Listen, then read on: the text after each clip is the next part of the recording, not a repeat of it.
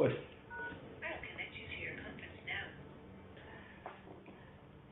Muy bien. bien. Bueno, hoy 20 de diciembre terminamos el ciclo de conferencias de la ISOC en España con la conferencia del fin de la IP versión 4, opciones disponibles y futuro de la red, por Joao Luis Silva Damas, que está aquí a mi izquierda. Y bien, antes de que comience el ponente, en primer lugar hablar va a ser Josu Aranberri, nuestro vicepresidente, un pequeño recordatorio de Torres Quevedo, que queríamos hacerlo como introducción a lo que puede ser una conferencia el próximo año, y a la vez como que no se nos pasará a nosotros precisamente el hacer un homenaje a nuestros ingenieros más emblemáticos en un año en que ha estado en bastantes medios de comunicación, especialmente norteamericanos, y quizás en menor proporción en nuestro propio país. Josu. Sí, bueno, realmente Leonardo Torres Quevedo, es un inventor y un ingeniero prácticamente desconocido. La gente ha oído muy poco hablar de él, pero este año se cumplen 100 años de uno de sus inventos. En 1912 presentó o patentó el ajedrecista automático. Era un tablero de ajedrez con unas figuras, de tal manera que a partir de esas posiciones en donde había un rey y pocos peones por una parte y un rey por el otro, conseguía dar jaque mate de manera automática, siguiendo unas reglas que estaban metidas dentro de ese autómata de estados finitos, y esto ha llevado a Google a publicarlo en su blog como que Torres Quevedo fue el inventor del primer computer game de la historia. Y realmente es así. Torres Quevedo tiene esta faceta y tiene también otras con las que tenemos nosotros relación desde la Internet Society, que es el mundo de las comunicaciones. En el mundo de las comunicaciones, otro invento que está destacado por el IE Cubo como uno de los hitos en la historia de la ingeniería es el mando a distancia o el telequino, que presentó en 1905 en el Abra de Bilbao, manejando a distancia un bote. Había habido ya antes escenarios en donde se controlaban de manera remota dispositivos, algunos de ellos del propio Tesla o de Marconi, pero el de Torres Quevedo era el primero que era de tipo digital, o vamos a decir que tenía unos códigos, porque tenía unos códigos que, enviando esos códigos, el timón se ponía para que avanzase el barco en derecho, o a la izquierda o a la derecha, o 45 grados a la derecha o 45 grados a la izquierda, y los otros eran analógicos. Quiere decir que estas tecnologías de comunicaciones digitales, que son las que se utilizan en el mundo de Internet y en el mundo de los paquetes de TCP/IP, ya empezaron también de alguna forma a ser utilizadas por Leonardo Torres Quevedo.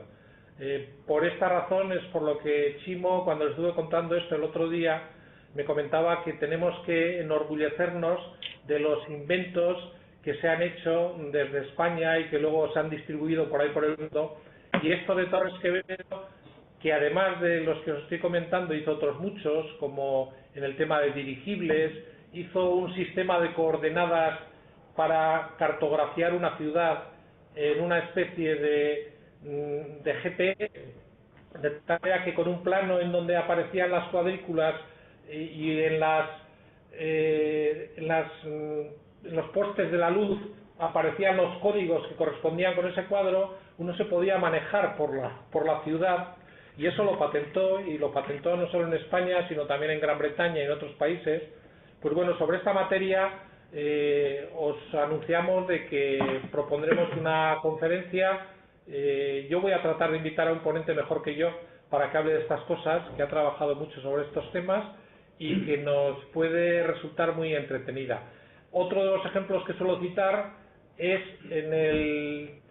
el dianemólogo. Este nombre tan raro consistía en un sistema para transcribir en vivo y en directo las conferencias que se podían dar pues en el Ateneo de Madrid, y allí fue donde se probó también hacia los años 1912, y era un dispositivo giratorio que iba transmitiendo el sonido a una serie de copistas, y a cada uno le llegaba pues una frase o un trozo del discurso que le permitía escribirlo a mano y luego la siguiente trozo de frase o del discurso iba a otro, y así hasta 12 o 16 sobre unas plantillas que luego se superponían y quedaba el discurso transcrito inmediatamente. Esto a mí me parece que es un poco como la supercomputación de hoy en día. Se distribuyen unidades de trabajo, cada procesador hace lo suyo y luego se junta, ¿eh? O sea, hay muchas cosas que nos pueden resultar muy divertidas. Gracias, Yoso. Bueno, interesante también, Pablo, porque bueno, este año también se cierra el año de Unamuno, y la frase más polémica este año pues será la suya, de que inventen ellos. Y sin embargo, pues hay inventos que hemos hecho que han sido relevantes, que los han cogido otros, y luego también tenemos personas que han estado en sitios estratégicos y que pues nos parece lo más normal del mundo, pero cuando lo hace otra persona, pues o alguien de otro país, nos parece extraordinario. Y el caso de nuestro compañero Luis Silva, pues también tiene un currículum aceptable e interesante, ¿no? Que has estado ahí en RIPE, en la trinchera, custodiando las firmas de uno de los DNS que han estado en cuestión la semana pasada en Dubái, y que suponen prácticamente el control del mundo futuro.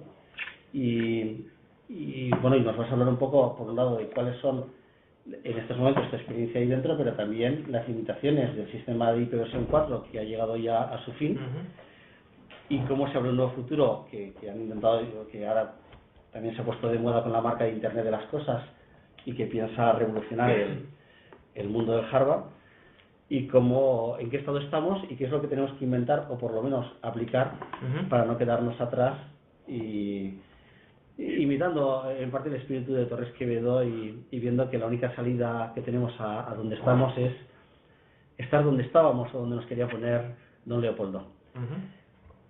Yo, cuando quieras. De acuerdo, muchas gracias. Pues la idea de dar la charla sobre el estado del despliegue y del uso de ipv 4 puede parecer una cosa un poco árida, técnica al principio, pero la idea de darla aquí es un poco también explicar cuáles son las consecuencias que tiene para todos los usuarios normales que no ven nunca esta parte de Internet el hecho de que se están acabando las direcciones, y qué opciones hay y cómo pueden impactar esas opciones al desarrollo futuro de Internet, cómo usamos nosotros Internet y qué cosas se pueden seguir conectando, qué se puede hacer en la Internet en el futuro.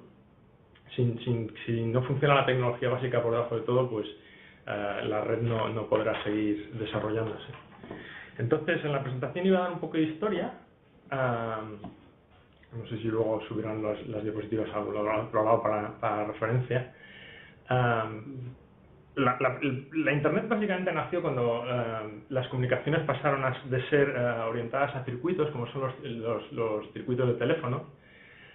Todo el mundo se acordará de las operadoras que conectaban cables y establecían circuitos entre un teléfono que llamaba y un teléfono al que era llamado, que luego se automatizó y todo esto, pero vamos, incluso al día de hoy la idea sigue siendo la misma. Se establece un circuito, ya sea real o virtual, que pone en comunicación a dos personas.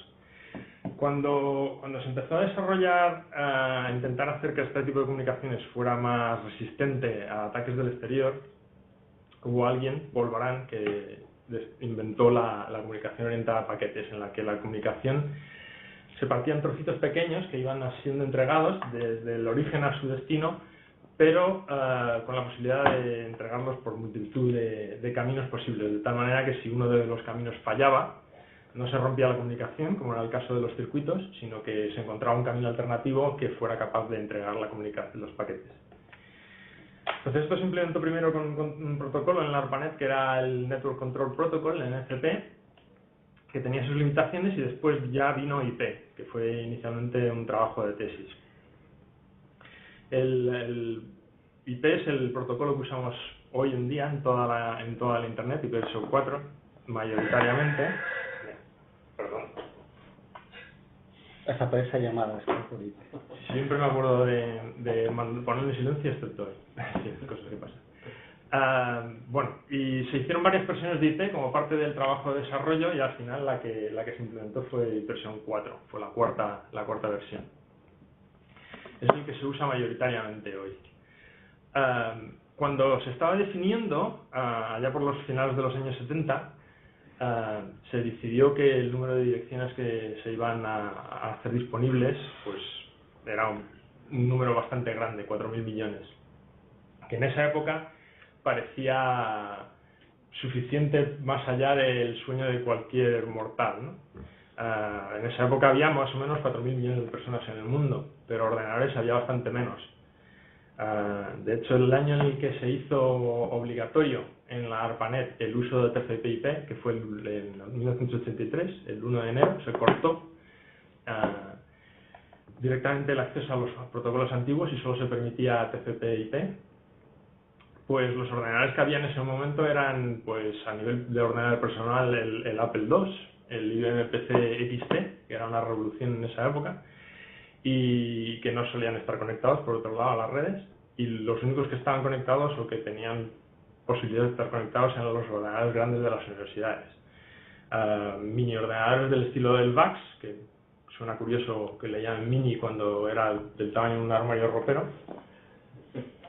y los mainframes típicos de IBM, etcétera. Con lo cual parecía que 4.000 millones iba a ser un número más que suficiente para permitir la conexión de todos los nodos que se pudieran imaginar.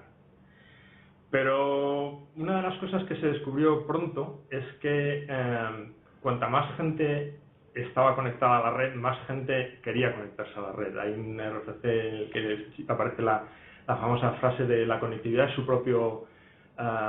propia... ¿Cómo se dice esta? No se me hace la palabra.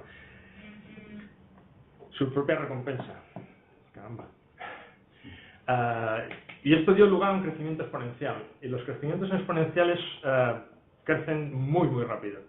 Van más allá de lo que es duplicación por año, ¿no? Entonces, en pocos años se pasó prácticamente de tener 4 o 5 nodos a tener miles y después millones. Sin embargo, las previsiones era que aquello no iba a crecer mucho, y entonces cuando se empezaron a conectar nodos, que al principio eran universidades o centros de investigación, la red de defensa de Estados Unidos, que fue uno de los que, digamos, pagó todo el desarrollo inicial, pues la distribución de estas direcciones para uso en la Internet era más bien, seguían unas reglas bastante laxas, ¿no? Se habían definido lo que eran 3 clases, 3 tamaños típicos de redes, las muy pequeñas, a las que se les daba una clase C, que eran más o menos 256 ordenadores. O sea, se suponía que eso era un sitio pequeño, excedía con mucho el tamaño de muchas universidades, o de nodos conectados en muchas universidades. Las de tamaño medio, que eran las clases B, y en las que cabían 65.000 nodos, y las muy grandes, que eran las clases A, y que cabían hasta 16 millones. Como las cosas eran muy laxas, pues las reglas de distribución también eran un poco según estaba la temperatura ese día. Entonces, por ejemplo, Hewlett Packard decidió que ellos eran muy grandes, aunque no lo fueran en ese momento, a nivel de red, y entonces se agenciaron una clase A, 16 millones. Apple hizo lo mismo. Apple no tenía ningún ordenador prácticamente en la red en esa época. IBM hizo otro tanto, las redes militares hicieron otros tantos. Aquí en España, cuando se empezó a conectar las universidades, los centros de investigación a la Internet, todo el mundo se llevaba por lo menos una clase B, era el tamaño típico, y muchas de las universidades que se conectaron antes del año 92 tienen su clase B, obtenida directamente de la IANA, de Estados Unidos. Pero ¿qué pasó? Que a medida que se conectaban más y más gente, se vio que el ritmo de gasto de estas direcciones era excesivo y se intentó poner el freno. A la vez que se intentaban tomar medidas que, digamos, rebajaran el ritmo de uso, porque se había previsto que hacia principios de los 90, que si la cosa seguía así, para el año 95-96 se iba a acabar y iba a haber un problema, pues se implementaron mecanismos para frenar el gasto, a la vez que se usaba el tiempo que se había ganado para buscar un sustituto al IPv4. Hubo mucha discusión sobre cuál debía ser eso, se tardaron bastantes años, Finalmente, la solución que el IETF dio fue lo que se llama hoy versión 6, sobre otras opciones que había. Una de las cosas que se intentó hacer, o que colaboró en el uso en el freno al gasto, en la ralentización del ritmo de uso, fue la aparición de lo que se llaman los RIRs, los registros de Internet regionales. Antiguamente todo el mundo iba a pedir a direcciones a Estados Unidos, a la IANA, porque era la autoridad que los tenía todos. Pero a medida que aparecían proveedores de Internet en distintas partes del mundo, pues la gente empezó a querer tener acceso a recursos locales para su distribución. Y entonces aparecieron los RIRs. El primero de ellos fue el europeo, en Ámsterdam, el RIPE-NCC, que nació dentro de la que era entonces la red académica europea, la EARN. Y esto es importante más que nada porque junto con los RIRs, al ser un movimiento, una entidad que nació de los proveedores, agrupándose por tener necesidades comunes, fue una de las primeras veces que en Internet apareció el modelo de gobernanza que ahora todo el mundo hace y que se intenta mantener como el modelo válido, que es el modelo en que los participantes mismos son los que se ponen de acuerdo, discuten y implementan las políticas que se van a emplear para la gobernanza de Internet. En este caso era la gobernanza a nivel de recursos básicos para conectarse, ¿no? Pero fue el primer ejemplo, fue un ejemplo que funcionó muy bien y que se ha copiado después en un montón de otros sitios, con la aparición de los RIRs en otras regiones. El RIPE-NCC en Europa apareció en el año 92. A finales de ese mismo año, del 92, apareció el de Asia-Pacífico, que era otra región que empezaba a crecer muy rápidamente. Y luego ya posteriormente, en el año 97, apareció el de Estados Unidos. Curiosamente, Estados Unidos no tenía un foro regional para discutir sus políticas de uso de recursos. Seguían pidiendo individualmente cada uno a la IANA. Y ya posteriormente los dos últimos, la CNIC y el último de todos, AFRINIC, ¿no? Cada uno ocupándose de su región. Esto ha sido bastante importante porque ha sido la propagación del modelo bottom-up de gobernanza, así como la involucración, el ver involucrados a los agentes de cada región en las políticas de cada región, ¿no? En el caso de la CNIC, además, tuvo la enorme ventaja de que hay una uniformidad lingüística en ese continente. Aparte de Brasil, todo el mundo habla español ahí. Y antes se veían forzados a hacer sus discusiones en inglés. La aparición de la CNIC les permitió usar su idioma nativo, digamos, para toda la discusión, y eso estuvo bastante bien.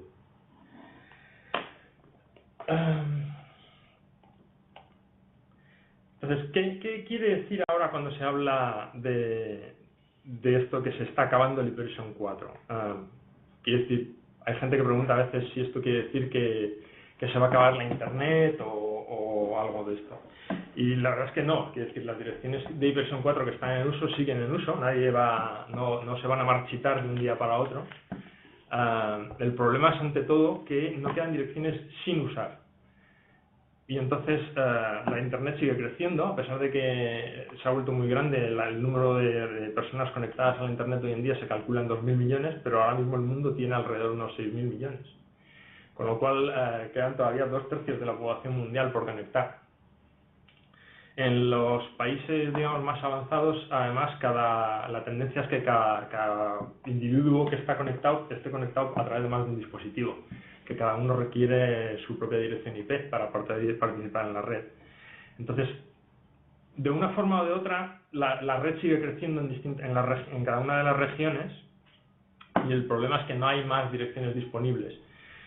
Los mecanismos que se implementaron a través de los RIRs, a través de un cambio en la forma de distribución, han permitido hacer un uso muy denso de las direcciones. Si se compara la eficacia del uso de las direcciones IP en la Internet con la eficacia del uso de otros recursos de direccionamiento, como por ejemplo los códigos postales o los números de teléfono utilizados en cada país, la densidad de uso es mucho mayor en Internet. O sea que hemos hecho un buen trabajo de aprovechar lo que estaba disponible. Pero todo tiene un límite, y hemos llegado a este límite. Poco a poco, cada una de las regiones está agotando los recursos que tenía disponibles para distribuir entre los miembros de su región. La primera en llegar a este punto fue la región de Asia-Pacífico, que claro, está creciendo a un ritmo bestial con la entrada de China y de India en todos estos temas de telecomunicaciones y con las poblaciones del tamaño que tienen. La segunda ha sido hace un par de meses, septiembre si no recuerdo mal, la región de Europa, y detrás irá el año que viene probablemente la región americana, y luego ya regiones que están creciendo a un ritmo más lento como Latinoamérica y África. De todas maneras, esto es un problema y hay que solucionarlo. ¿Cómo lo estamos solucionando? Pues el problema está en que de donde no hay no se puede sacar. No se pueden inventar más números así por las buenas porque el espacio es limitado. ¿Qué consecuencias tiene para nosotros si nos quedamos de brazos cruzados y no hacemos nada?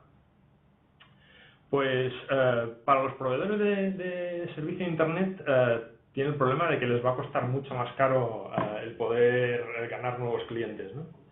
Si se limitan a estar con Hyperion 4, pues lo que están viendo es que van a tener que recurrir a una posible compra en el mercado. Hay mercados que se están desarrollando ahora de direcciones de Hyperion 4. Son mercados que no están bien definidos porque la idea es que nunca se había asociado la idea de propiedad a una dirección de Hyperion 4. Solamente se había asociado la idea de derecho a uso. Y la propiedad seguía siendo, digamos, de la gente que hizo los estándares. Entonces, ¿cómo se puede comprar y vender una cosa sobre la que no existe en teoría un título de propiedad? Esto es un problema que está todavía por definir. Muchos de estos mercados que hablo de direcciones IP lo que hacen es directamente obviar esa cuestión, no discutiéndola. Con lo cual no está claro en qué términos se quedan esas direcciones cuando pasan de una entidad a otra, ¿no? Se supone que los registros regionales, los RIFs, son los que tienen que mantener el registro de quién está usando qué direcciones para todo tipo de fines. Por ejemplo, las agencias de policía se dirigen a ellos con el fin de averiguar quién está usando, quién tiene la responsabilidad sobre determinada dirección cuando hay algún tipo de evento. El RIPE, me consta, recibe varias solicitudes de Interpol y de policías nacionales todos los días. Entonces, ¿estas direcciones dónde quedarían? ¿Bajo qué marco de responsabilidad quedarían si no quedan registradas en el registro central? La otra forma que hay es, que se ve más y más, es que hay empresas que necesitan direcciones y lo que hacen es comprar otra empresa directamente que tenga adjudicada a ellas direcciones. Esto es, digamos, un poco más estándar, se ha hecho. Hubo un caso muy famoso hace un año o cosa así, cuando Nortel, que había entrado en bancarrota, se puso de común acuerdo con Microsoft para crear un fondo, una empresa, que el único bien que tenía era el usufructo de estas direcciones IP, y entonces Microsoft, digamos, compró esa empresa y va a ir haciendo uso de esas direcciones que están disponibles ahí, de acuerdo, por lo menos han dicho que la harán de acuerdo con las políticas regionales de América del Norte, con lo cual quedarán ahí, digamos, aparcadas, pero solo Microsoft tiene acceso a ese pozo, a esa reserva de direcciones. Y eso es un mecanismo un tanto extraño en el contexto actual, ¿no? Porque se supone que las direcciones de Hyperion 4 son un bien común, entonces no está del todo claro por qué una determinada entidad tendría derecho a acceder a ese recurso que está sin usar ahora mismo, ¿no? Excluyendo a los demás. Bueno, entonces la parte de proveedores. En cuanto a los usuarios, la cosa puede incluso ser un poco más peliaguda. ¿Por qué? ¿Por qué tiene que afectar esto a un usuario? A ver, normalmente un usuario poco le importa cómo es la tecnología que hace funcionar a la red. Lo que le importa es que pueda mandar sus emails, pueda navegar por la web y pueda conectarse a otros ordenadores, sea lo que estén haciendo lo que estén haciendo. Yo creo que importa bastante, aunque uno no se dé cuenta, y eso es un poco la idea de tener esta discusión aquí hoy. Espero que luego tengamos también pues eso, una discusión, que no sea solo yo el único hablando. A veces hay ocasiones en las que la infraestructura sobre la que nos basamos para llegar de un lado a otro sí determina cómo podemos llegar de un lado a otro. En este caso, el fin de las direcciones de ipv 4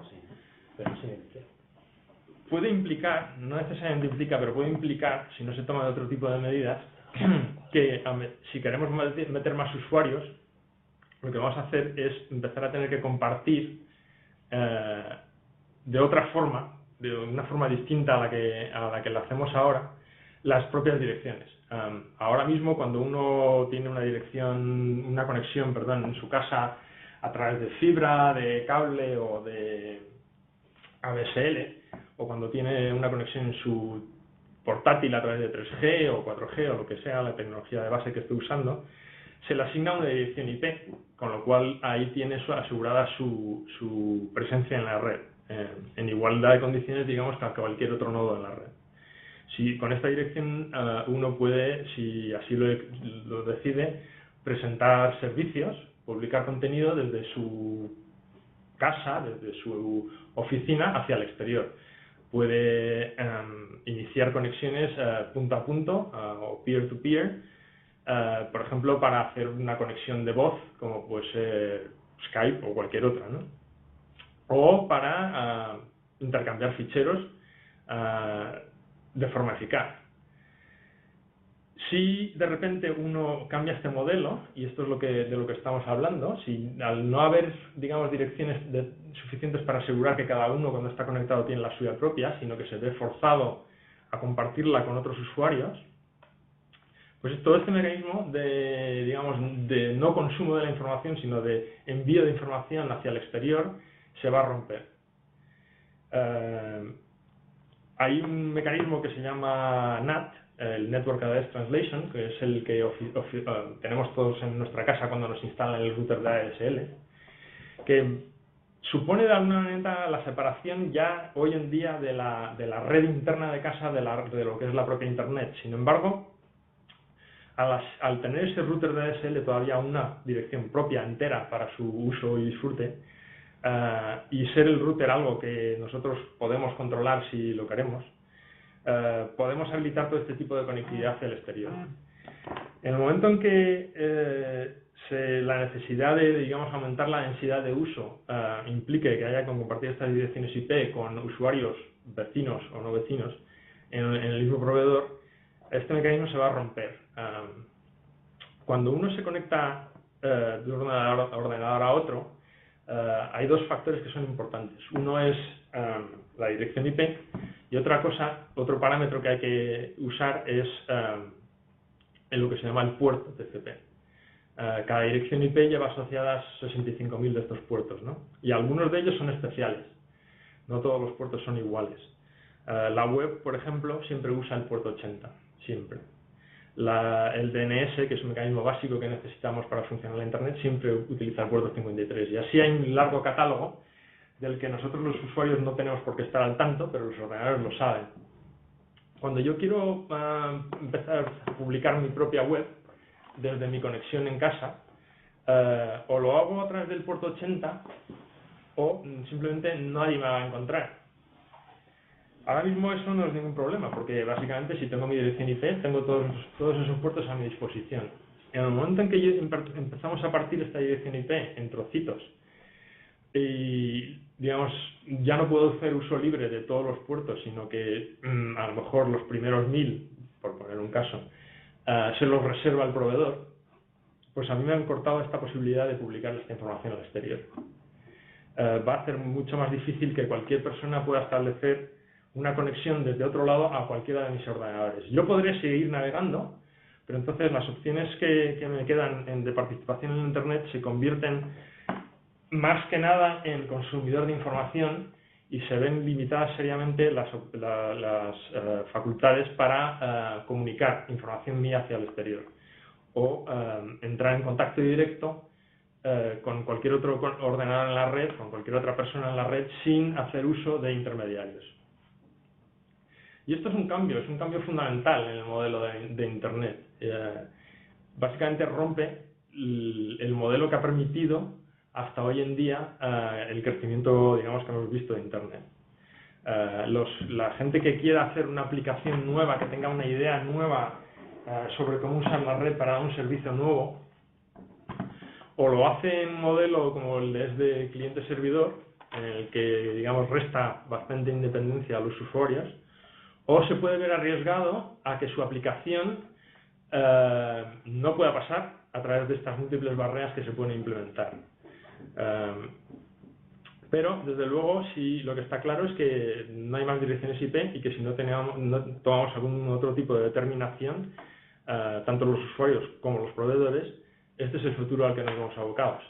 Y sería realmente una pena porque se abriría un modelo de negocio posiblemente muy curiosos, en los que, por ejemplo, ahora mismo, si, digamos, quisieras tener tu servidor de web en tu conexión, en tu oficina o en tu casa, a lo mejor tendrías que entrar en un trato especial con tu proveedor para que te diera los puertos que te hacen falta para que la gente pueda llegar hasta ti.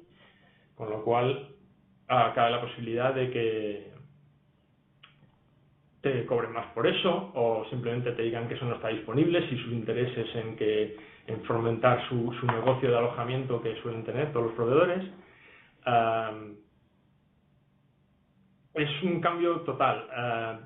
Si hay aplicaciones que quieres usar que necesitan de soporte en la propia red, entonces se vuelve a poner en manifiesto otra vez cómo se está rompiendo el modelo de la red. La Internet se desarrolló para que los nodos finales fueran los que tuvieran toda la inteligencia y la red se encargará solamente del transporte.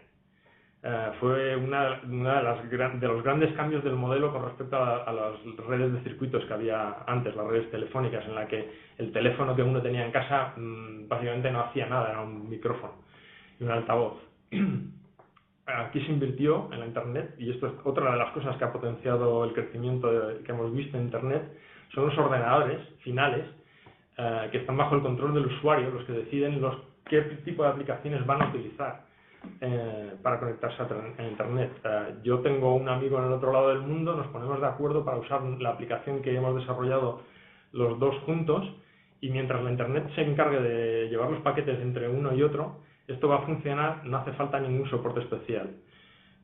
Si introducimos estas capas adicionales de compartimiento, pues este modelo puede cambiar. Y en el momento en el que la red se hace más inteligente, el problema es que surgen rápidamente tentaciones de definir subredes. Puede que ser que mi proveedor decida que no quiere que yo ejecute determinado tipo de aplicación, que ellos tienen un servicio que compite con ese que tú querías usar, y al limitártelo, al no dar soporte en la red a lo que tú quieres hacer, te ves forzado a usar solo el que te dice este proveedor. O sea, se introducen cortapisas, se introducen puntos de control adicional que ponen límites de alguna manera a lo que se puede comunicar y lo que no se puede comunicar a través de Internet. Si los cortapisas son comerciales, a lo mejor puede ser más o menos fácil de gestionar, pero pueden ser cortapisas de otro tipo, pueden ser cortapisas de tipo político, en el que este punto adicional de control sobre qué tipo de comunicaciones se están estableciendo pueda eliminar en distintos países que tienen distintas formas de ver cómo es la libertad de comunicación, qué es lo que se puede decir, qué es lo que no se puede decir.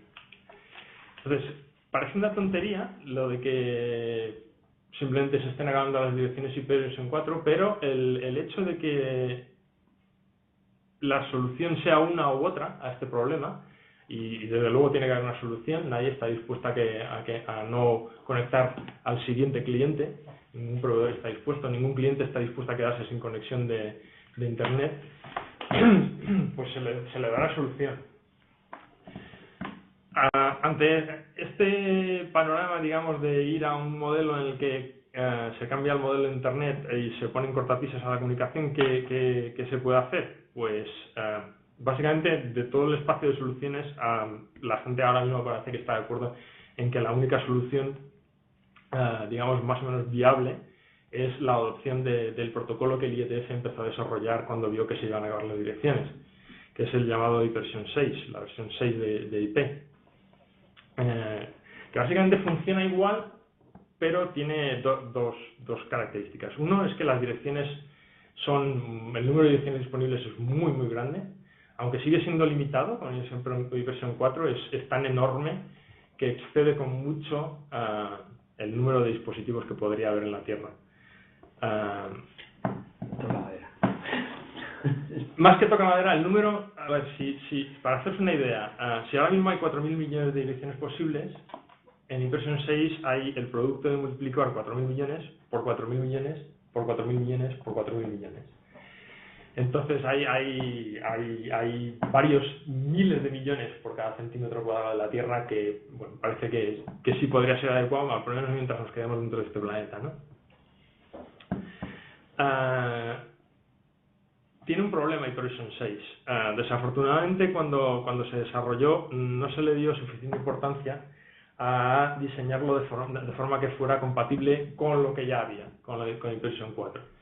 Y esto ha sido, digamos, la principal barrera que ha habido hasta ahora para que se pueda usar ipv 6 en la red.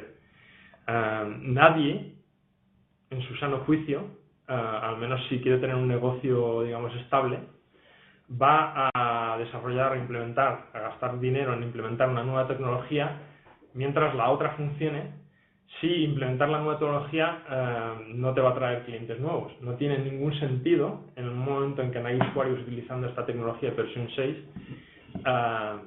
dar ese servicio, porque lo que la gente quiere conectarse es a la Internet, y Internet hoy en día funciona con ipv 4, ¿no?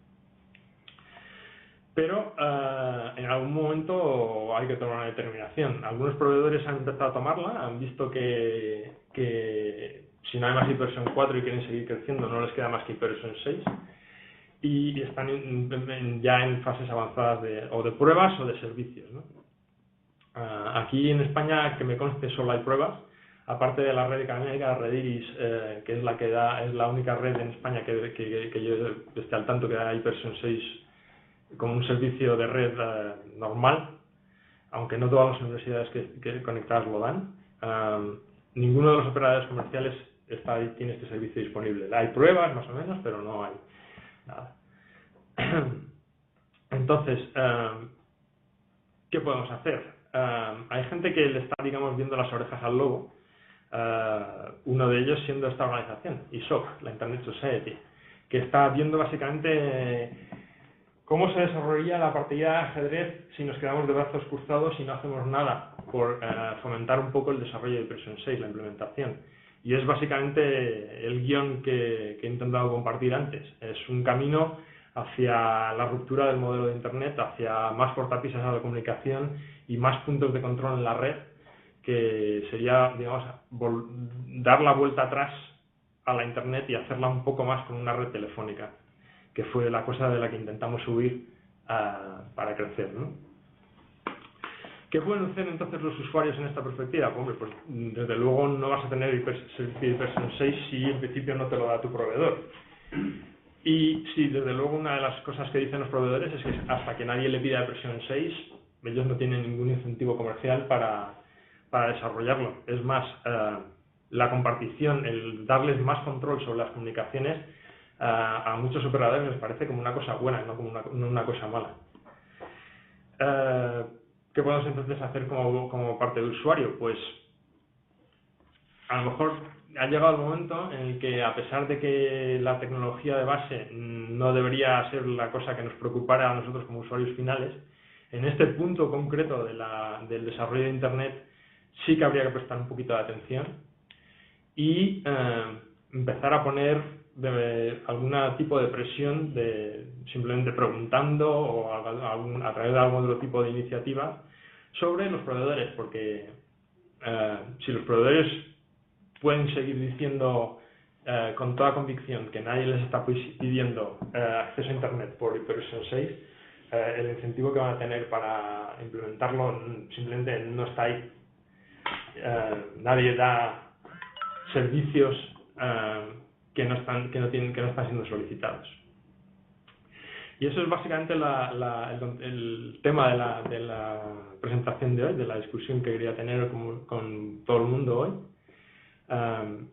Porque es una parte de la tecnología que digamos que uno da por sentada, que está ahí, que simplemente funciona y no tengo que preocuparme, pero ya digo que en este punto hace falta un poquito prestar atención y empezar a preguntar en los foros en los que uno participe, a la hora de contratar la siguiente conexión de ADSL, preguntas tan simples como esta: su servicio IPv6 ¿cómo es?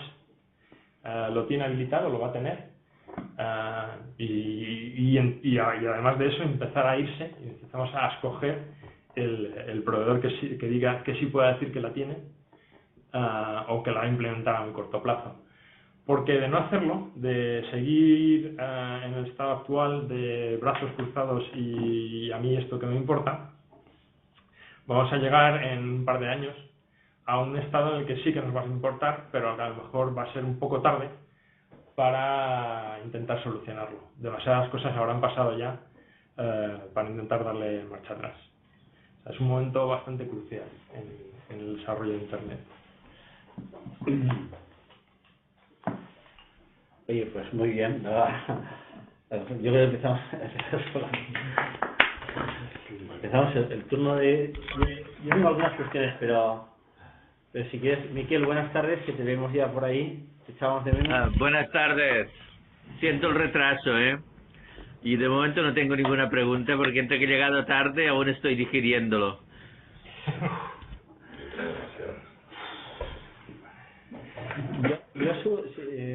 Mira. Sí. Si quieres empiezo yo. Sí, empieza tú. Además tú eres el planteador, o sea que... El planteamiento me parece atractivo. Bueno, hay un...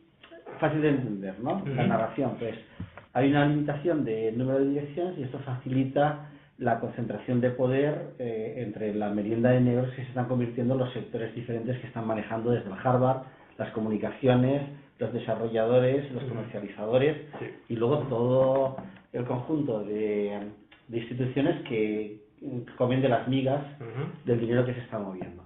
Bien.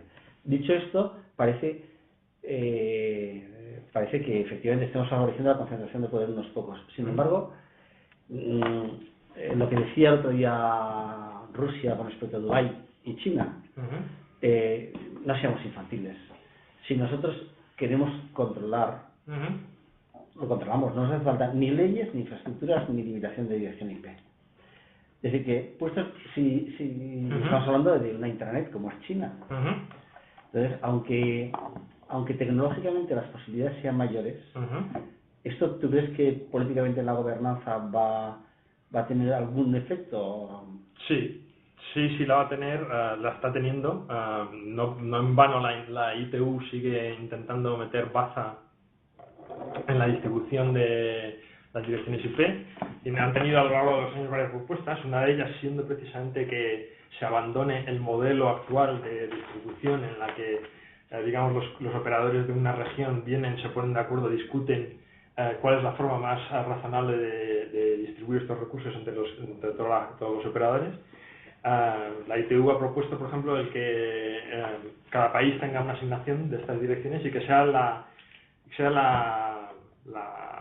el organismo regulador dentro de cada país el que sea encargado de distribuir esas direcciones a los proveedores. En el momento que haces eso, el regulador se vuelve a convertir en árbitro de todo, en controlador de todo. Deja de ser, digamos, una entidad que vela por el cumplimiento de una serie de normas y pasa a ser un instrumento de control. Ahora mismo no tienen esa capacidad porque la entidad que reparte estas direcciones está fuera del control nacional de cualquier país. Y esto vale incluso en China. La entidad son de la ICANN. ICANN es más que nada un paraguas, digamos, la acción se desarrolla a nivel regional. ICANN simplemente da un punto de encuentro, no participa directamente, ¿no? Y luego está la otra parte, el hecho de que los gobiernos del mundo puedan decir que pueden controlar determinado tipo de comunicaciones si se lo proponen, no quiere decir que se lo tengamos que poner más fácil. Vamos, y entonces estar de brazos cruzados y decirles, bueno, como lo van a controlar de todas maneras, pues cualquier esfuerzo que hagamos por mantener el modelo actual de Internet es en vano, me parece tirar la toalla demasiado pronto. Los chinos les gusta mucho decir que ellos controlan absolutamente todo. Cualquiera que haya hablado con proveedores de China sabe que, bueno, una cosa es la teoría y otra es la práctica. Que incluso dentro de la propia China hay operadores de servicios de comunicaciones que no están en su radar.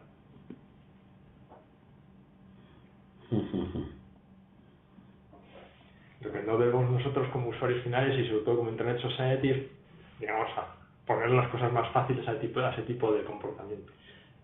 Sin embargo, lo que haces es cambiar el paso que se hizo del paso de la telefonía móvil a la desregulación y que permitió también la entrada en la telefonía fija de los operadores, pues de operadores españoles y europeos en Latinoamérica, permitió modernizarlo. Entonces sí que, sí. Pero también aparecieron nuevos factores y un escenario que tampoco estaba dependiente del usuario. Es decir, en Europa el espacio de direcciones IP, pues ¿qué actores tenemos ahí? Pues las operadoras de telefonía, las universidades, los centros de investigación y bueno.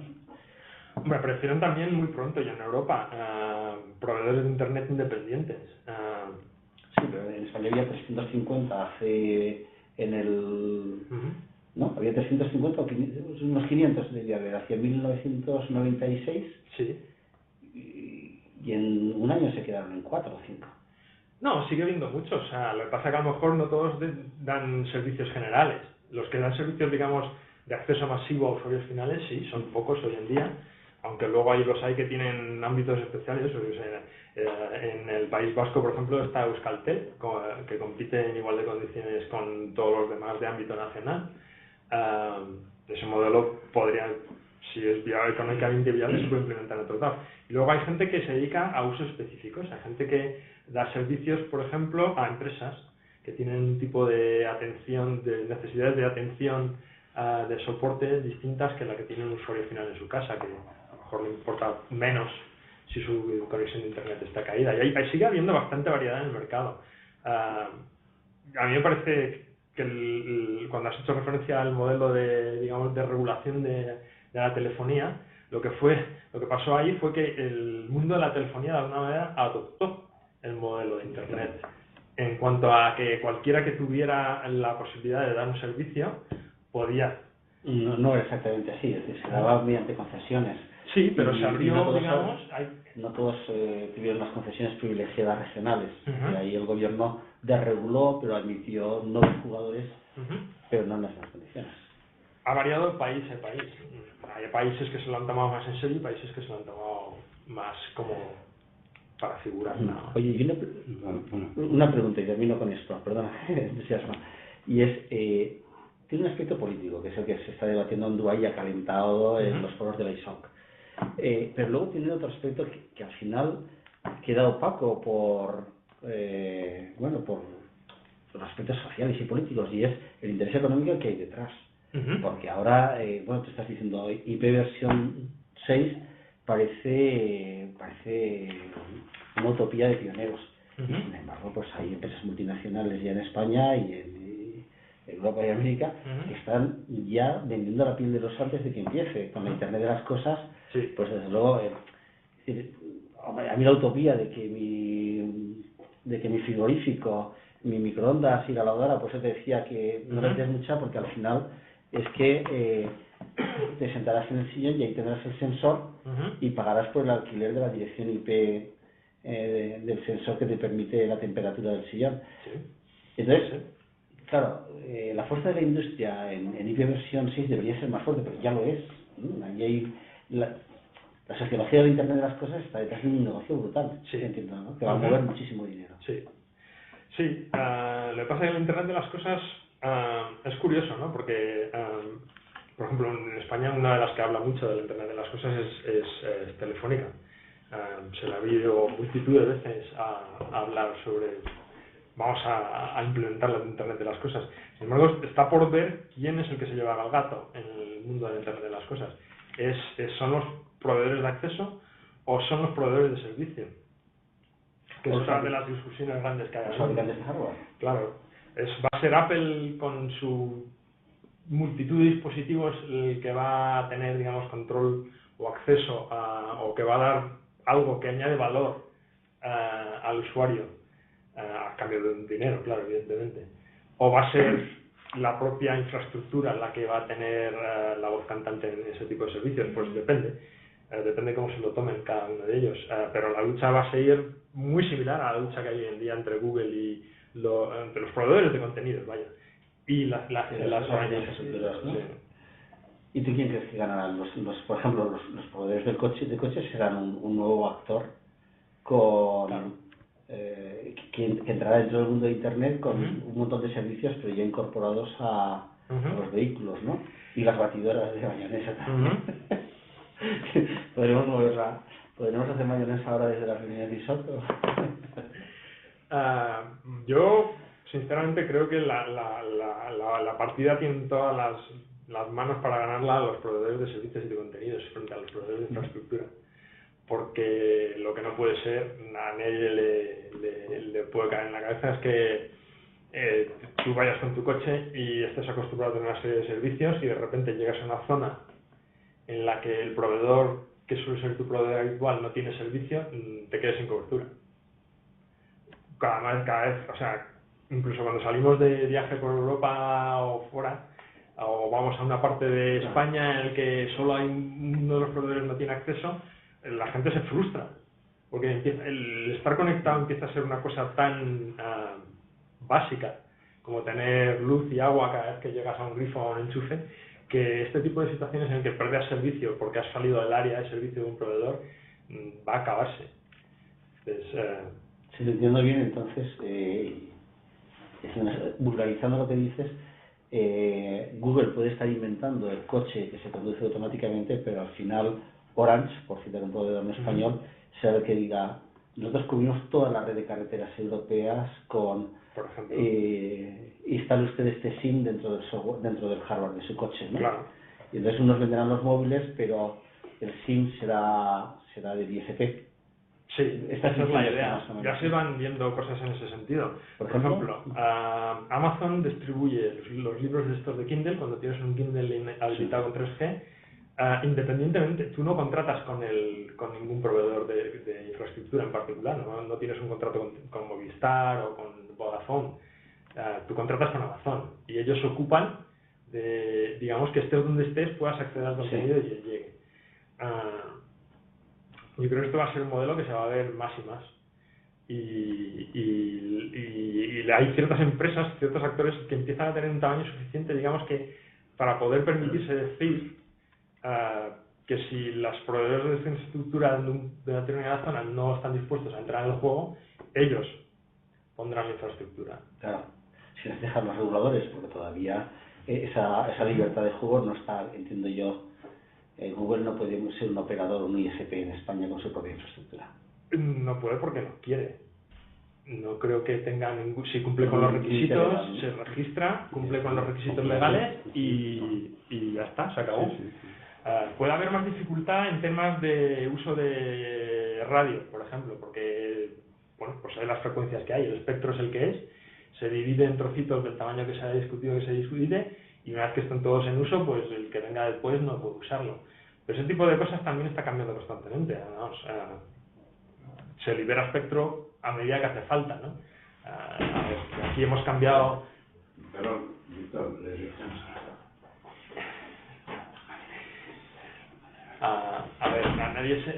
la motivación principal que ha habido en todos los países europeos para el movimiento de la televisión analógica digital no ha sido que la televisión digital tenga una calidad superior.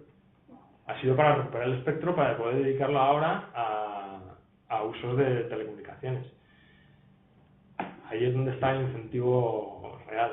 Entonces, según va habiendo demanda, se van abriendo, se van moviendo, los servicios que tienen menos demanda se tienen que buscar la vida para si quieren existiendo. Ahí existe más regulaciones en las comunicaciones por radio porque hay un recurso limitado, está claro, que pone ciertos márgenes, límites a lo que se puede hacer, pero por lo demás cualquiera puede, cumpliendo con los requisitos legales que hay establecidos, convertirse en un operador. Bueno, cuando hablas del espectro radioeléctrico entiendo que bueno, sí que es una limitación, puesto que el crecimiento más fuerte se está dando ahora en la telefonía móvil en todo el mundo. Entonces, cualquiera puede convertirse en un operador terrestre, pero no todos se pueden convertir en un operador inalámbrico, ¿no? Mientras hay espectro disponible, y la experiencia por ahora ha dicho que si hay demanda de espectro, lo que se hace es echar a tecnologías, digamos, que se están quedando anticuadas para dar cabida a más posibilidad de participación en las tecnologías nuevas. Yo creo que eso se soluciona. Al principio había una banda para GSM, luego se amplió a 2, luego a 3, luego entró 3G y ahora hay un montón de bandas donde puedes elegir, donde los operadores pueden comprar espectro para poder usar.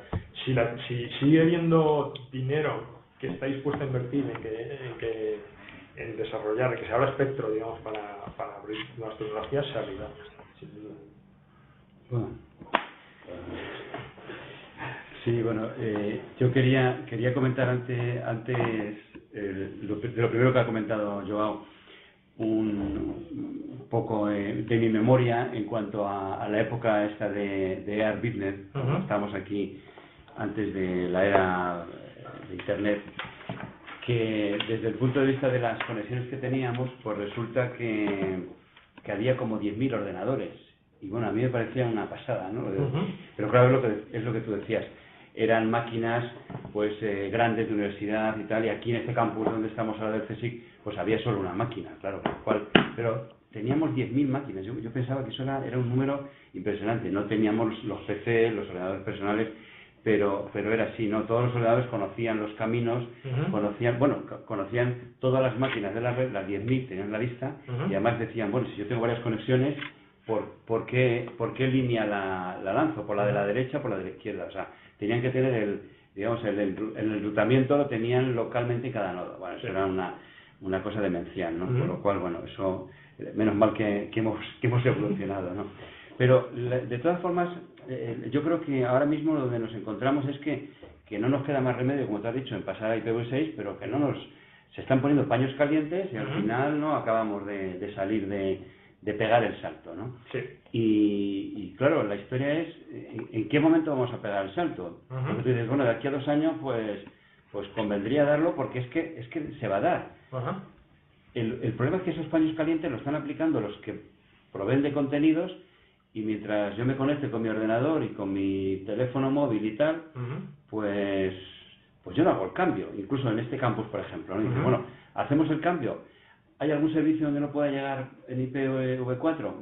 ¿Me puede crear algún problema de IPv6? Porque a lo mejor sí me crea algún problema. Sobre todo si no lo pongo, bueno, en forma dual y todo es compatible y hay mecanismos para estoy en IPv4, llega al IPv6 y los de IPv6 que solo tienen IPv6 llegan a mis máquinas. Mientras eso siga, es decir, mientras no haya una ruptura, una barrera insalvable y yo tenga que por narices ponerme en IPv6 y bueno, seguramente tendré que seguir en IPv4, pues a lo mejor no lo cambio, ¿no? Claro. Sobre todo si además puede haber efectos colaterales, puedo tener algunos otros problemas, y además seguramente que no solamente están en los dispositivos que yo tenga a mi lado, sino en dispositivos intermedios. Bueno, incluso por ejemplo puedo tener un firewall que no soporte IPv6, bastante o el del otro, ¿no? Y luego, claro, el problema incluso hasta a nivel de las aplicaciones. Puede haber aplicaciones que no son capaces de utilizar IPv6, ¿no? Entonces, yo creo que el problema es eso, que tiene que haber un momento en que la barrera dices, ostras, que tengo que mirar al otro lado de la barrera. Pero claro, el problema es que todos ponen paños calientes para que eso no suceda. Claro, el momento yo creo que es ahora, sinceramente, porque si no, el futuro no pinta muy bien. La cuestión es también cuando hay problemas, sin duda, pero cuando uno tiene que dar el salto adelante, tiene a lo mejor que dejar de lado el contemplar las cosas desde el punto de vista de la lista de problemas y mirarlo a ver desde el punto de vista de la lista de soluciones y qué vas a conseguir a cambio. Y esto es lo que han empezado a hacer algunas organizaciones y personas hay por ahí fuera.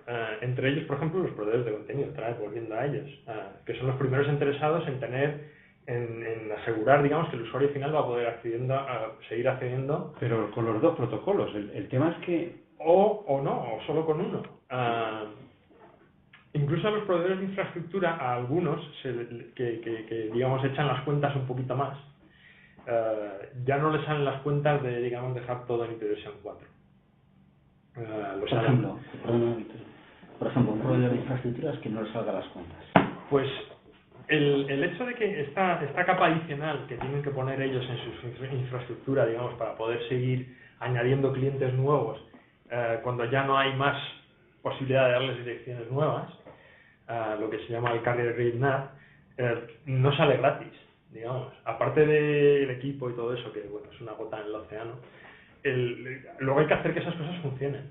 Y al introducir complejidad en la red, eso implica necesariamente un incremento en el coste de operar esa red, de seguir haciendo que funcione. Cuando un usuario tenga un problema, ya no va a haber un punto en el que probablemente sea el origen del problema que está el usuario. Puede haber una serie de ellos. Entonces, ya el coste de a lo mejor intentar ayudar al usuario no es una cosa que se pueda solucionar con un call center en algún país en vías de desarrollo. Ya va a exigir que haya gente con conocimientos más amplios para poder solucionarle el problema. Una de las cosas que más temen los proveedores de infraestructura hoy en día es que un usuario coja el teléfono y les llame. Porque eso les supone un coste que les anula prácticamente toda la ganancia que tienen de ese usuario durante una serie de meses. O sea, lo último que quiere un ISP es que te llamen, vamos. Si en la introducción de complejidad que hace que la probabilidad de que te llamen sea mayor, te sube también los costes. O sea, todo esto te va a costar dinero, te va a reducir los márgenes, ¿no? Y ahí por ahí es por donde viene el incentivo suyo de evolucionar, ¿no? Por lo tanto, es muy tentador, digamos, el desplegar tecnologías que hagan un poco más posible retener al usuario, que no se vaya a la red de la competencia, ¿no? Todo el mundo teme también que los típicos clientes que pasan todo el día votando de uno a otro. El tema es eso, que no llegamos nunca a pegar el salto. Parecía hace unos años que íbamos a cambiar el IPv6 y a veces, claro, yo me acuerdo de DNS fase 5 era, ¿no? Que nunca llegó. Nunca llegó. IPv 6 ha sufrido, yo creo, de exceso de optimismo al principio, ¿no? Sí. Al principio se decía que esto iba a ser la octava maravilla del mundo, iba a solucionar todos los problemas, incluso los que no sabíamos que existían, ¿no? Y luego se ha visto que el único problema que soluciona realmente es el que estamos teniendo ahora, el que sigue permitiendo crecer la red al ritmo que estamos creciendo, que era un problema que mientras había IPv4 no existía, pues la red seguía creciendo y usando lo que había, ¿no? Se vendió mal, se vendió diciendo que hacía cosas que realmente no hace, como se vendió diciendo que tenía ventajas que realmente no tiene, hasta que hemos llegado a este punto, en el que sí tiene la ventaja clara de números.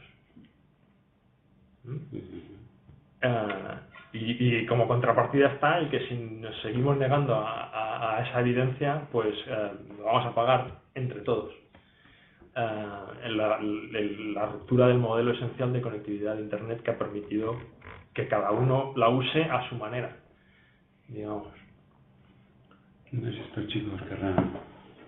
Miquel, Josu, o interviene Pablo, que tiene una pregunta. Le dejo a Pablo. No, hombre, pero cambiamos al norte. Al norte. Sí, luego volvemos. Como lo llaman, yo no tengo una, tengo varias. ¿Al este de España? ¿Al noreste de España? Yo soy del norte. Yo soy pregunta de este Víctor, que está... Sí que hablo yo entonces. Sí. Vale, es que ya con tanto lío, es que he tenido también una llamada por ahí de una emergencia de caída de red y cosas de estas. No creo que esté relacionado con IP4 y IP6, pero sí con estas soluciones que dan las telcos, que dicen que son maravillosas, de estas Connect LAN, que dicen que, bueno, gestionado es mucho mejor que si te dan una fibra oscura, porque no ven cuando no funciona, pero con esto sí que te la hacen que no funcione de vez en cuando, ¿no? Entonces yo sigo siendo perverso y pensando que en realidad el juego en el avance de IP6 son intereses comerciales. Y yo creo que son intereses comerciales quizás de las telcos, y que la única manera de romperlo es si desde la autoridad, es decir, si desde el gobierno obligan a que haya determinada oferta de servicios que cumpla ya una serie de requisitos, como se hizo en su día con la venta de televisores, de que a partir de una determinada fecha, si no llevaban TDT, no se podían vender. Y yo creo que en Estados Unidos, como resultado de las iniciativas de ISO, de los días de Internet, pues sí que se ha conseguido de que haya incluso algunos proveedores que a partir de una fecha determinada todos sus nuevos clientes ya van con IP6, ¿no? Joao, Sí. ¿qué opinas de este tema? Opino que cuando uno piensa en pedir algo al gobierno tiene que tener cuidado, porque nada viene gratis de ese ámbito. A cambio del favor de hacer obligatorio algo, suele haber algún tipo de contrapartida en forma de mayor control. Entonces, suelo preferir la opción de crear, digamos, concienciación entre los usuarios finales, que son los que realmente van a sufrir si no se cambia el modelo. Y que a través de una eventual presión suficiente, digamos, viniendo desde abajo, al gobierno no le quede más remedio que dar esa opción. También queda la opción comercial, que es que llegará un punto en que realmente están allá apareciendo aplicaciones que van muy bien sobre versión 6, que no están siendo implementadas sobre versión 4. Es cuestión de que haya suficiente gente, digamos, queriendo usar esa aplicación para que haya un proveedor, siempre habrá uno que será el primero, que vea tener versión 6 como una ventaja comercial frente a otros, el poder anunciarlo, ¿no? Y esa es la otra vía de cambio que yo veo. Habrá proveedores que estén más espabilados. Estuve el otro día hablando con la gente de Deutsche Telekom, y ellos que, bueno, en su política de expansión, igual que aquí hemos ido a Latinoamérica, ellos han ido por Centro Europa. Compraron hace tiempo la antigua Telefónica de Croacia, y allí han hecho un despliegue hace nada en el que, por ejemplo, los usuarios finales van a tener todos IPv 6 y el tráfico de IPv 4 va a ir encapsulado dentro del IPv 6. O sea, se invierte el modelo porque han visto que les sale mucho más barato, y que así están preparados para que si hay algún movimiento, digamos, repentino de cualquier otro de la competencia, ellos pueden responder inmediatamente. No te van a forzar a usar IPv6, pero están preparados, han visto que les simplifica un montón lo que es la gestión de red, y el usuario final pues podrá empezar a usar esas aplicaciones nuevas sin siquiera enterarse de que le han cambiado algo por debajo, que sería, digamos, el modelo deseable. Pero hace falta tener un poco de iniciativa para hacer eso. Bueno, y de competencia también. Quizás de lo que comentabais antes de la Internet de las cosas, de las Smart Cities, de los Slow Pan, y de que en estos coches del futuro posiblemente todos los elementos estén interconectados entre sí con sistemas de estos Slow Pan. Algo de esto me suena de la última revisión que llevé al coche, que me le han cambiado el software y el firmware de la unidad de control, y desde entonces la unidad de carrocería no dialoga bien con la unidad motor. Me dicen que me salen unas alarmas que estoy totalmente confuso. Lo estoy llevando cada 2x3 al taller, les digo que a ver si me pueden hacer un downgrade, que me pueden bajar la versión de firmware anterior, y no parece que es posible. Igual este es el miedo que hay con el IP6 también por parte de algunos, de que si se cambia pues va a perder un montón de cosas. Es posible, vamos, no es posible, es seguro. Y a todos los niveles, y de los proveedores son uno de ellos. Una de las consecuencias del excesivo apasionamiento que hubo por el IPv 6 al principio es que se intentó vender antes de que estuviera cocinado del todo, ¿no? Y que algunas organizaciones que realmente dijeron, vamos a probar en mi departamento de investigación y desarrollo, voy a probar esto, se encontraron con que lo que había en aquel momento era desastre. Y bueno, todos somos humanos. Cuando uno invierte tiempo en probar una cosa y se da cuenta que la cosa no funciona, se vuelve muy escéptico. Y cuando le vuelven a hablar de lo mismo, dice, ah, sí, eso ya lo probé, no funcionaba, ¿no? Yo creo que el exceso de celo de algunos apologistas del IPv 6 en los años 90, finales de los 90, fue excesivo, se excedieron en su papel, digamos, intentando que se hicieran cosas que no estaban listas. Y que, sin embargo, ahora lo que se ve es desde hace 2 años con el IPv6 World Day y todas estas iniciativas, que ISOC ha hecho suyas, pero que realmente no fue así como nacieron realmente. Hubo iniciativas por parte de algún proveedor y de proveedores de contenidos. Se vio que al limitar a usuarios finales acceso a IPv 6 había problemas. Había problemas a todos los niveles, digamos. Porque antes se estaba mirando a lo que era la red, a lo que era el transporte, y esos problemas más que bien se han ido solucionando. Pero luego quedaban los problemas de los ordenadores finales.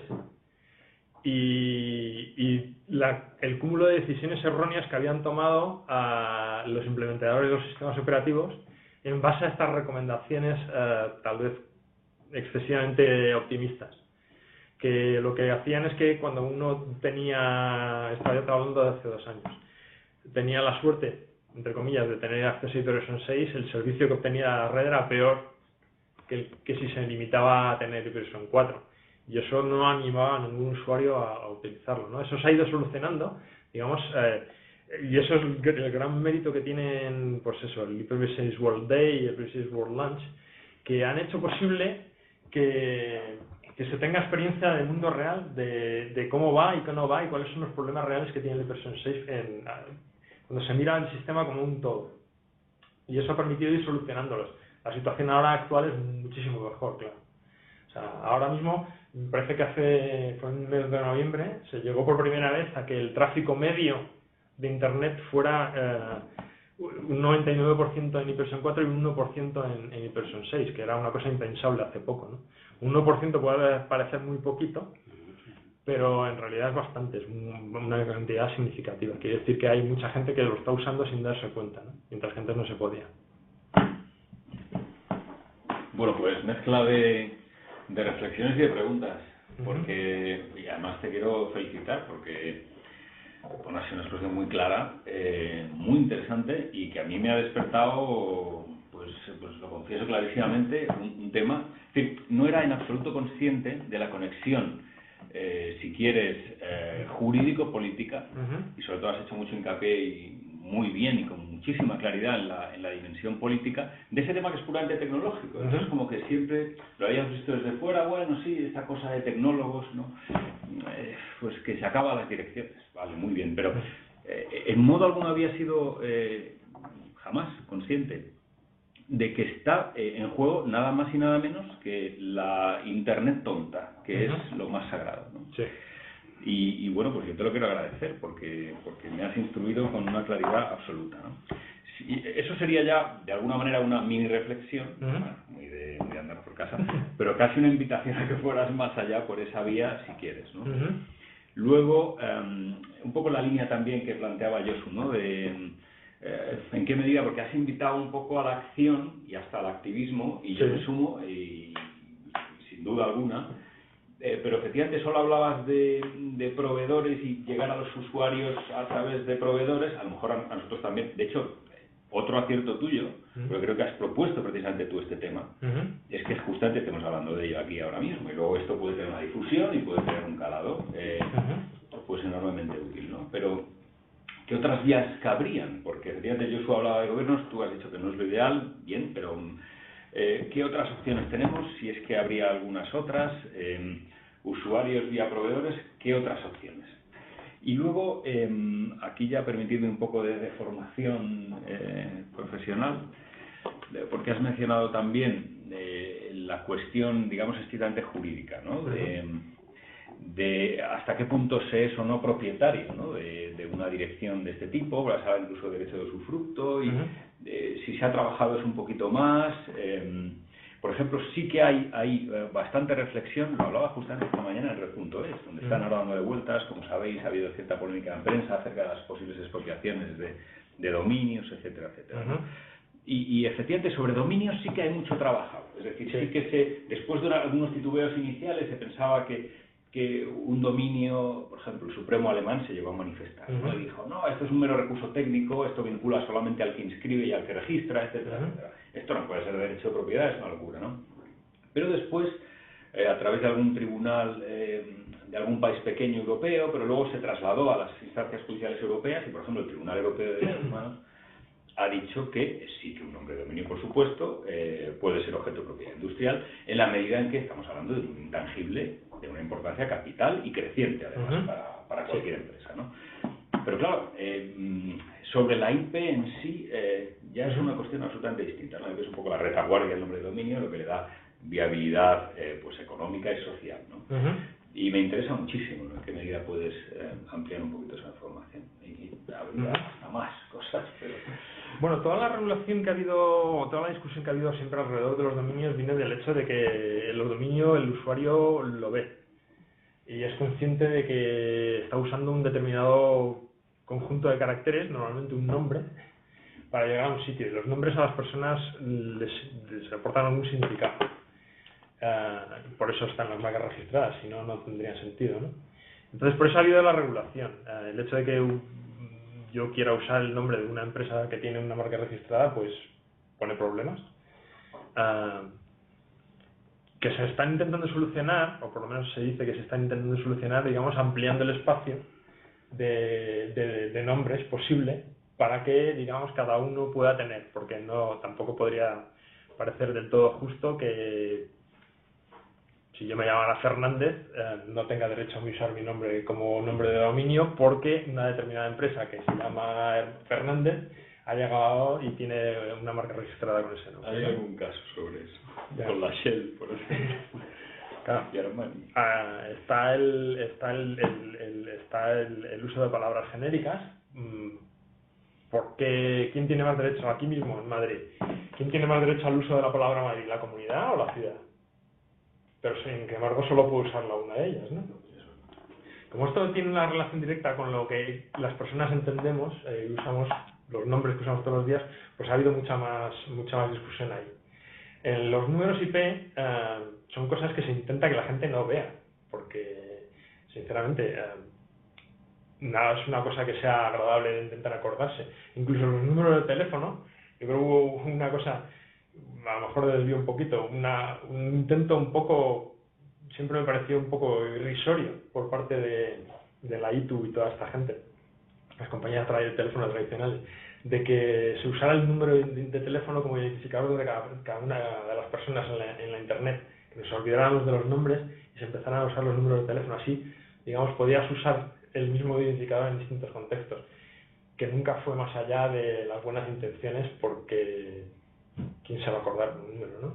Ahora mismo en los smartphones lo que uno pone es el nombre y lo que busca es cómo llamar a tal persona, no como quién es el número que tiene. Eso es lo menos importante, ¿no? Entonces los números son siempre cosas que uno intenta manejar, mantener lo más alejado de la mente posible, pero el problema está en que son finitos, que hay una serie un número limitado de ellos que tenemos que usar todos de forma compartida para hacer que la red funcione. O sea, hay una cierta contención, es como el espectro de radioeléctrico en el que hemos estado hablando antes. No, a mí me da igual si mi teléfono habla en 1900 o 1800 MHz, pero sí quiero que funcione. Entonces no puede ser que si yo tengo asignado un determinado slot a un operador, venga otro y se meta ahí. Pues entonces no funciona ni para ellos ni para mí y me voy a enfadar, claro. Eso es un poco el tema que ha habido con las direcciones. Y siempre que ha habido esta discusión de compartir recursos limitados, más o menos la cosa ha ido siempre por los números de roteros. El espacio, ese radioeléctrico, por ejemplo, tampoco es propiedad de nadie. Normalmente el Estado de cada país, puesto que la propagación de la señal es limitada en el espacio, es el que administra ese espacio en beneficio, se supone, de todos los ciudadanos, claro.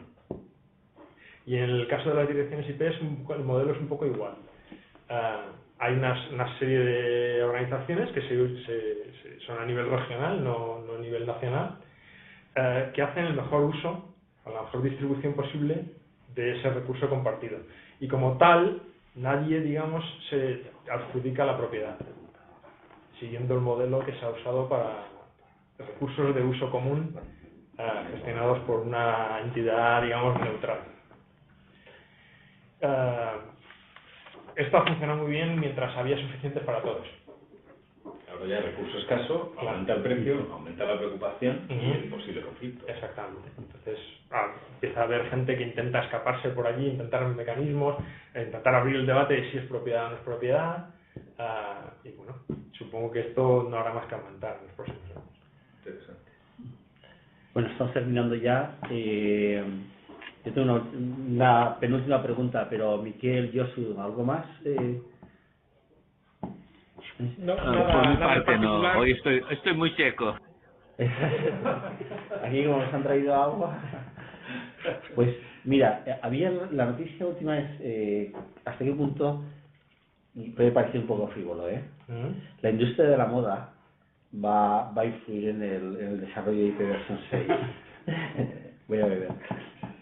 No sé cuál es la conexión que se ha... La conexión, hace 2 días IBM sacó la noticia de que tendremos tecnología de que los ordenadores podrán oler y que tendremos tecnología aplicable en 5 años, tendremos tecnología con los 5 sentidos y que por tanto nuestra ropa será capaz de decirnos antes que nosotros mismos que compremos frenador o la marca que en aquel momento anuncie el fabricante de ropa. Sí. Este es un chiste por encima de un chiste.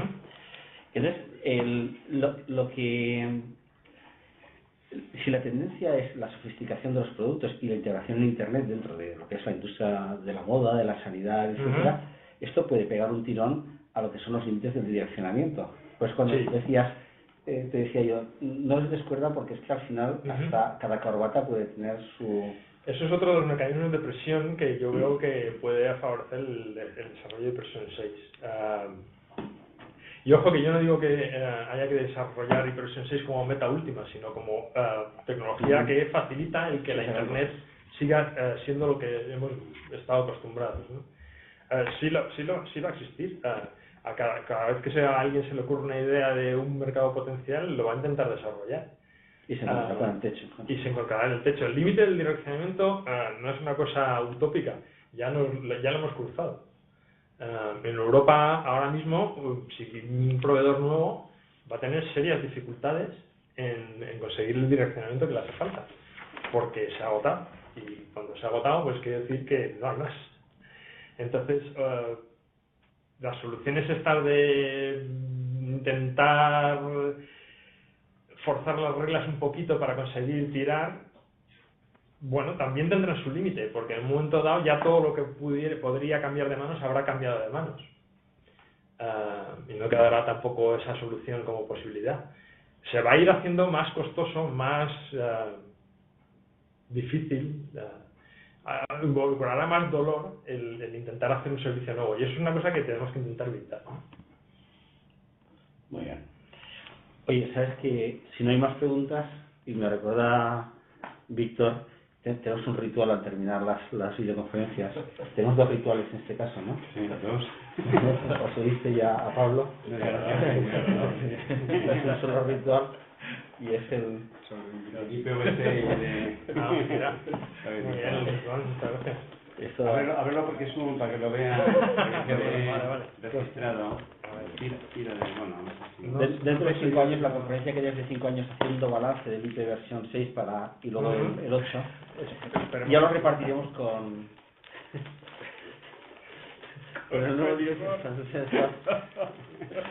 Y en vez de esa pantalla de cristal tendrás algo de magia ahí dentro. El tema de los sensores es otro que habrá que discutir en una sesión futura, ¿no? Sí. Si es, Avanza algo, a ver si... bueno o malo, ¿no? Por el control social, claro.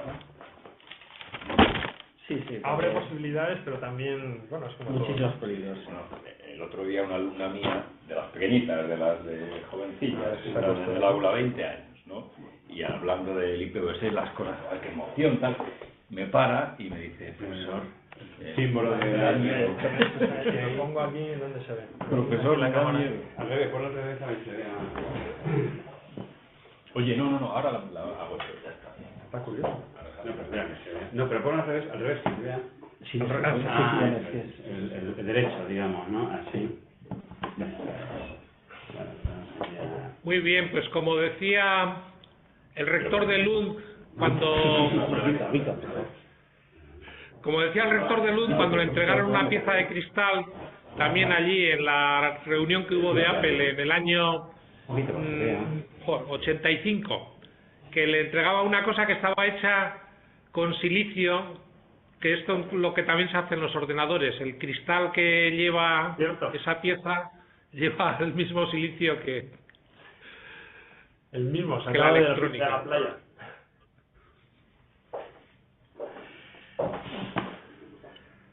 Sí, vendemos arena. Lo que tenemos que ver es si de aquí a 2 años, a ver si estamos ya en IPv6 definitivamente, ¿no? Espero que por lo menos algunas de las cosas estén ya bastante avanzadas, Sí, sí. porque si no el panorama no pinta bien. Hay que dar el salto con lo que decías, alguna aplicación, algún servicio Ujú. que digan, jo, esto, qué virguería y tal. Ujú. Y que con IPv4 como que va a ser que no. Y entonces ese va a ser el momento Sí. que ya todo el mundo diga, Puede ser una pues cosa tan yo quiero. sencilla como la... Como... Pero si no dices yo quiero, porque el usuario dices tú, le puedes concienciar. Ujú. Pero ¿y qué? Es que el usuario le funciona el Twitter, le funciona el correo, le funciona. Tiene que ser algo que diga, oye, yo que quiero PVC porque si no, no me funciona. Ujú. Eso tiene que ser el tema. Sí, porque esto suena a cosa de tecnólogo Ujú. y como que no me va nada en ello. O sea, una cosa puramente técnica, abstrusa, Ujú. ¿no? Pero funciona así como cuando Harry encontró a Sally, ¿no? La escena del orgasmo. ¿Os acordáis todos? Sí. Que simula un orgasmo Sally y cuando termina la escena hay una señora que dice: a mí póngame de lo que ha tomado la señora. Es que la envidia mueve el mundo, señores. Muy bien. Bueno, Oye, pues ¿para cuándo entonces nos vemos? pensamos ¿Cuándo nos en vemos? el día 24 de enero, jueves. Sí, yo tengo una, Josu, ¿la tienes ya ocupada el 24?